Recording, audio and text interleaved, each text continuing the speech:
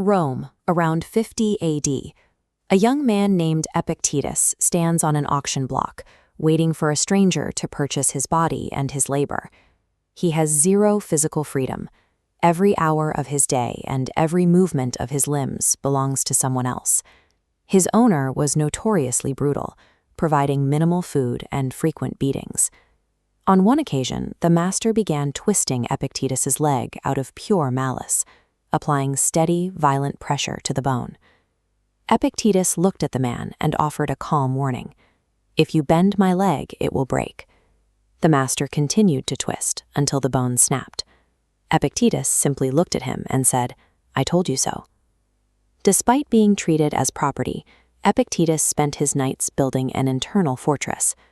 By overhearing conversations and seeking out teachers, he studied philosophy in secret, developing an intellectual life that his master could not see. He realized that while a master could shatter his body, they could never force his mind to consent to victimhood. He had achieved mental autonomy long before his physical release.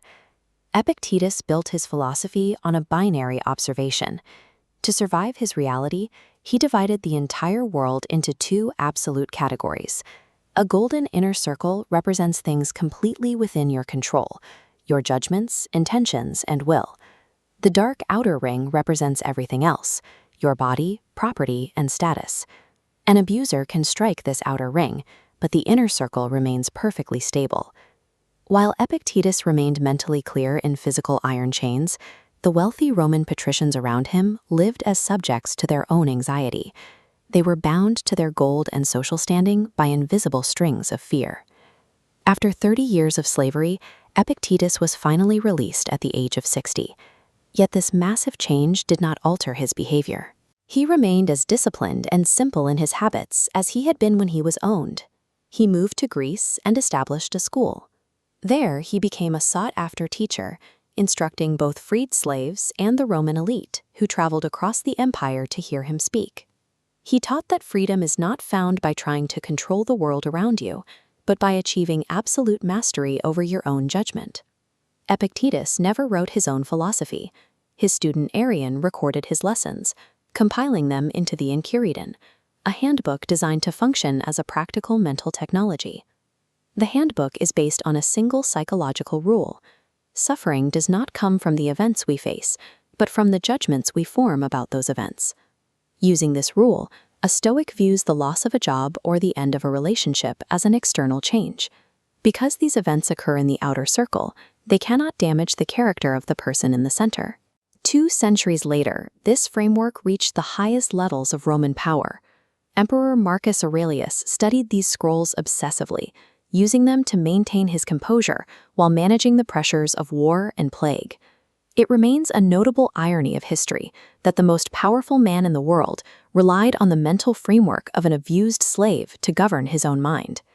The dichotomy of control functions identically across all human hierarchies. It is as useful to the prisoner as it is to the emperor. This ancient logic did not disappear with the Roman Empire. Today, Epictetus's insights are embedded in the modern world's most prominent institutions. Cognitive behavioral therapy is the direct modern descendant of this Stoic framework.